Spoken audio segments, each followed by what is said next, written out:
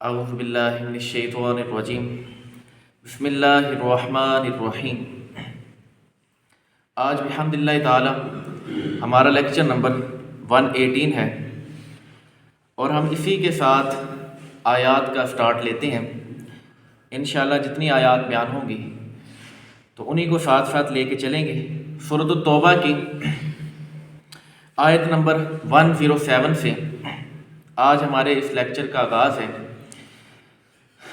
سورۃ توبہ کے اندر اللہ تبارک و تعالیٰ نے واضح طور پہ غزوہ تبوک کا ذکر کیا اور ساتھ ہی ساتھ منافقین کا، اور جتنے بھی اس طرح کے کریٹیکل ایشو تھے، یعنی کہ ننگی تلوار والی بات، وہ اللہ تبارک و تعالیٰ نے ساری کی ساری سورۃ توبہ کے اندر کی۔ یہی وجہ ہے کہ اس سورت کی ابتدا میں بسم اللہ نہیں آتی، تو ہم انشاءاللہ اس کا سٹارٹ بھی اسی کے مطابق کریں گے۔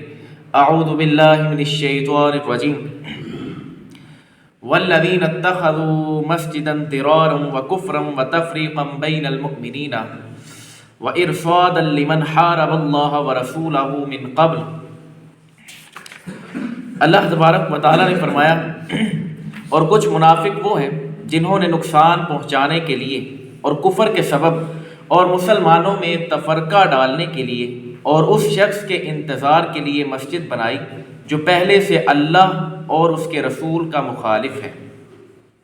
یعنی کہ منافقین نے نبی علیہ السلام جب غزوہ تبوک میں گئے تھے تو واپسی میں آنے سے پہلے ایک مسجد کھڑی کر لی، اس مسجد کا نام ہی مسجد ضرار رکھا، اور نبی علیہ السلام نے آتے ہی حکم دیا کہ اس مسجد کو گرا دو اور جلا دو۔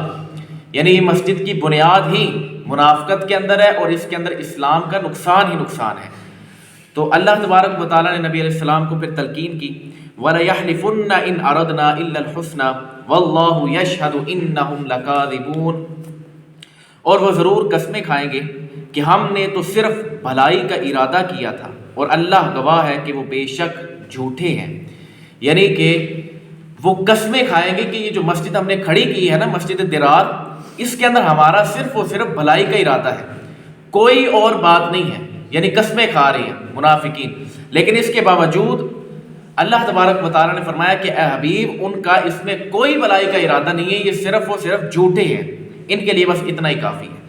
لا تقم فیہ ابدا لمسجد اسس علی التقوی من اول یوم احق ان تقوم فیہ رجال یحبون ان یتطہروا واللہ یحب المطہرین۔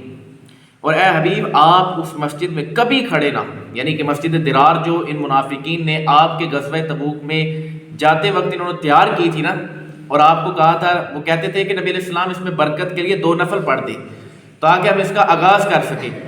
تو نبی علیہ السلام نے کہا کہ اگر اللہ کا حکم ہوا تو میں انشاءاللہ پڑھوں گا، لیکن جب نبی علیہ السلام واپس آئے تو اللہ نے حکم دیا کہ یہ جو مسجد کی بنیاد ہے یہ صرف اور صرف منافقت کے اوپر ہے، اور اس مسجد کی بنیاد صرف اور صرف جھوٹ پر ہے، تو یہ سارے کے سارے جھوٹے ہیں، اللہ بہتر جانتا ہے۔ تو فرمایا اے حبیب، آپ اس مسجد میں کبھی کھڑے نہ ہوں، بے شک وہ مسجد جس کی بنیاد پہلے دن ہی سے پرہیزگاری پر رکھی گئی ہے، وہ اس کی حقدار ہے کہ تم اس میں کھڑے ہو۔ یہاں سے مراد اشارہ مسجد قباء کی طرف ہے جس کی بنیاد نبی علیہ السلام نے خود رکھی تھی۔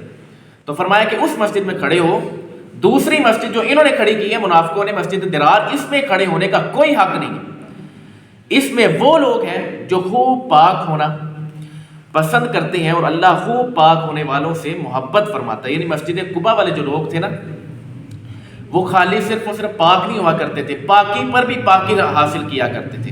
تو اللہ تبارک و تعالیٰ کو تو پاکی پر بھی پاکی حاصل کرنا زیادہ پسندیدہ ہے، تو اس چیز کو یہاں پہ بالکل واضح کیا۔ اب اسی آیت کے تحت چند مفسرین کہتے ہیں کہ مسجد قباء مراد ہے، چند کہتے ہیں مسجد نبوی یعنی مدینے والی مسجد مراد ہے۔ تو دونوں صورتیں ہیں، لیکن دونوں مراد لی جائے تو دونوں کی بنیاد نبی علیہ السلام نے خود رکھی ہے، تو وہ دونوں مسجدیں پاک ہیں، اس میں اللہ کا ذکر ہوتا ہے۔ لیکن جو منافقوں نے مسجد کھڑی کی ہے اس میں آپ کو کوئی حق نہیں کہ آپ جا کے وہاں پہ کھڑے ہو کے نماز ادا کریں۔ تو اللہ تبارک و تعالیٰ کی طرف سے وہی آ گئی تو منع کر دیا گیا۔ اور مسجد قباء کی فضیلت پر صحیح بخاری کی حدیث ہے، نبی علیہ السلام نے فرمایا کہ قباء میں ہر ہفتے میں نبی علیہ السلام مسجد قباء کی طرف پیدل چل کے اور کبھی سوار ہو کر تشریف لاتے تھے۔ اس سے پتہ چلتا ہے کہ مسجد کی کتنی فضیلت ہے۔ اور اسی کے ساتھ ساتھ نبی علیہ السلام کی سنن نسائی کے اندر حدیث ہے کہ جو شخص اپنے گھر سے نکلے پھر مسجد قباء میں آ کر نماز پڑھے تو اسے ایک عمرے کا ثواب ملے گا۔ یعنی مسجد قباء میں نماز پڑھنا اپنے گھر سے نکل کے جا کے سنن نسائی کی حدیث کے تحت ایک عمرے جتنا ثواب اس بندے کو حاصل ہو جاتا ہے۔ اور یہ نبی علیہ السلام نے چونکہ اس مسجد کی بنیاد رکھی ہے تو اس وجہ سے اس مسجد کی فضیلت ہے۔ افمن اسس بنیانہ علی تقوی من اللہ رضوان خیر ام من اسس بنیانہ علی شفا جرف ہار فانہار بہ فی نار جہنم واللہ لا یہدی القوم الظالمین۔ تو کیا جس نے اپنی عمارت کی بنیاد اللہ سے ڈرتے ہوئے اور اس کی رضا پر رکھی تو وہ بہتر ہے، یا وہ جس نے اپنی عمارت کی بنیاد ایک کھائی کے کنارے پر رکھی جو گرنے والی ہے، پھر وہ عمارت اس اپنے بانی کو لے کر جہنم کی آگ میں گر پڑے؟ اللہ ظالموں کو ہدایت نہیں دیتا۔ یعنی دونوں مسجدوں کی مثال سامنے ہے، مسجد قباء کی مثال اور مسجد جو انہوں نے درار بنائی تھی، نقصان دینے والی، درار کا مطلب ہی نقصان دینے والی ہے۔ تو یہ دونوں مسجدوں کی بنیاد، ایک کی بنیاد پرہیزگاری پر رکھی گئی ہے اور ایک کی بنیاد رکھی گئی ہے صرف اور صرف کہ ایک کھائی کے کنارے کھڑی کی گئی ہے تاکہ اپنا کوئی معاملات چل سکے، اپنا نظام چل سکے۔ تو یہ دونوں بنیادیں ہیں، تو فرمایا کہ دونوں میں سے زیادہ حقدار کون سی ہے، کس کی بنیاد زیادہ اتھینٹک ہے، تو آپ کس میں جائیں گے؟ دونوں کی مثال اللہ نے سامنے رکھی اور کہا کہ وہ اپنے بانی کو بھی، یعنی جو بندہ وہاں جا کے ابتدا کروائے گا اس مسجد میں، اس کو بھی لے کے ساتھ میں جہنم میں لے جائے گی۔ تو اللہ تبارک و تعالیٰ تو ظالموں کو کبھی ہدایت نہیں دیتا۔ لا یزال بنیانہم الذی بنوا ریبۃ فی قلوبہم الا ان تقطع قلوبہم واللہ علیم حکیم۔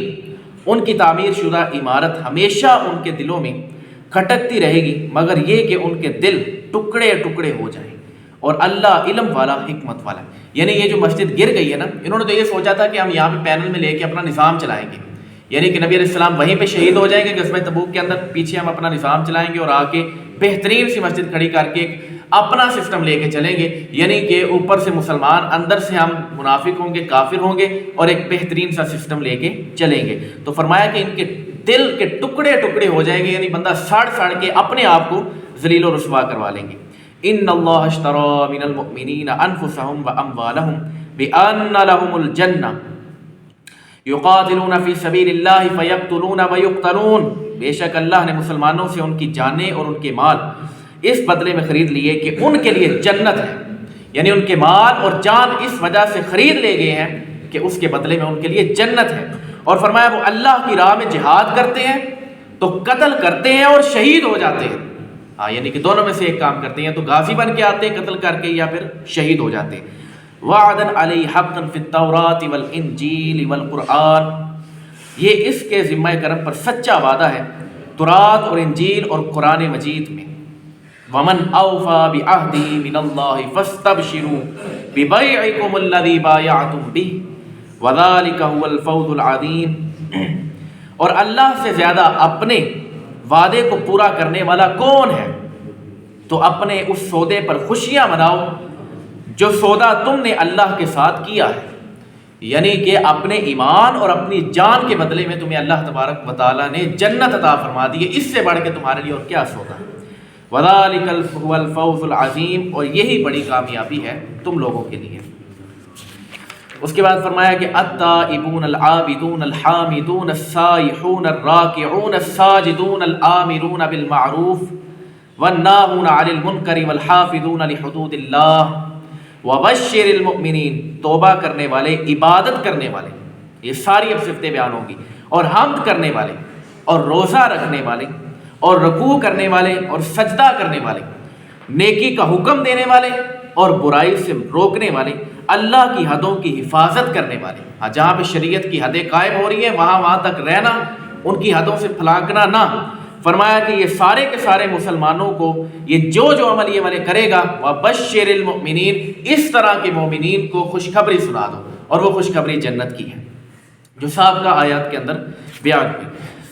مَا كَانَ لِلنَّبِيِّ وَالَّذِينَ آمَنُوا أَن يَسْتَغْفِرُوا لِلْمُشْرِكِينَ وَلَوْ كَانُوا أُولِي قُرْبَىٰ مِن بَعْدِ مَا تَبَيَّنَ لَهُمْ أَنَّهُمْ أَصْحَابُ الْجَحِيمِ۔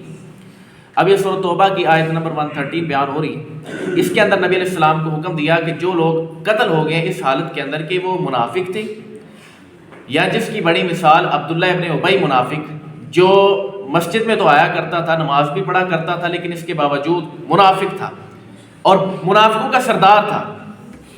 تو فرمایا نبی اور ایمان والوں کے لیے لائق نہیں کہ مشرکوں کے لیے مغفرت کی دعا مانگے اگرچہ وہ رشتہ دار ہوں، جبکہ ان کے لیے واضح ہو چکا ہے کہ وہ دوست کی ہے.